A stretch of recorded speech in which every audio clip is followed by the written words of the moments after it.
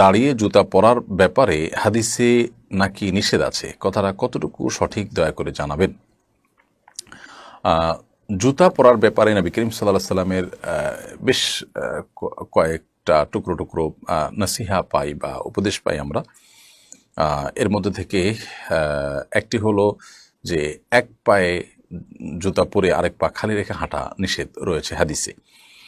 অতএব মসজিদ থেকে বের হলে বা বিভিন্ন সময় অনেক সময় দেখা যায় যে জুতার একটা এক মাথা আরেকটা আরেক মাথায়, তো প্রয়োজনে আমরা হাত দিয়ে নিয়ে যাব, দুটো একসাথে পরবো, কিন্তু শুধু এক পায়ে জুতা পরে আরেক পা খালি রেখে হাঁটবো না। আরেকটি নির্দেশনা আছে নবী সাল্লাল্লাহু আলাইহি ওয়াসাল্লাম, সেটা হলো যে খালি পায়ে হাঁটা, মাঝে মধ্যে খালি পায়ে হাঁটা কিন্তু সুন্নাহ, সেজন্য আমরা খালি পায়ে হাঁটতে পারি। আজকাল অবশ্য ডাক্তাররা আমাদেরকে পরামর্শ দিয়ে থাকেন মাঝে মধ্যে খালি পায়ে হাঁটার জন্য। নবী সাল্লাল্লাহু আলাইহি ওয়াসাল্লামের সুন্নাহ এটি, এবং এটি আমাদের স্বাস্থ্যগত উপকারও যেমন বয়ে আনে, ঠিক তেমনিভাবে আমরা সুন্নাহ আদায়ের নিয়তে যখন করবো, নবী সাল্লাল্লাহু আলাইহি ওয়াসাল্লামের অনুসরণের নিয়তে যখন করবো, তখন এর মাধ্যমে আমরা সওয়াব লাভ করব। অতএব আমরা চেষ্টা করবো ইনশাআল্লাহ বিইذনিল্লাহ এই সুন্নাহটাকেও জিন্দা করার। কিন্তু এর বাইরে আপনি যেটি লিখেছেন যে দাঁড়িয়ে জুতা পরার পরে নিষেধাজ্ঞা আছে, আমার জানা নেই যে এরকম কোনো হাদিস আছে দাঁড়িয়ে জুতা পরা নিষেধ।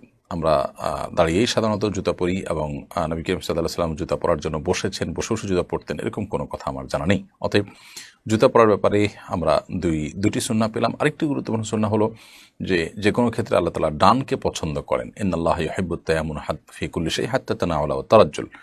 সব বিষয় আল্লাহ সুবহানাহু ওয়া তাআলা ডানকে পছন্দ করেন, সেজন্য একজন ইমানদার জুতা পরার ক্ষেত্রেও ডান পা আগে পরবে, বাম পা পরে পরিধান করবে। এটি জুতা পরার সুন্নাহ আমরা বলতে পারি।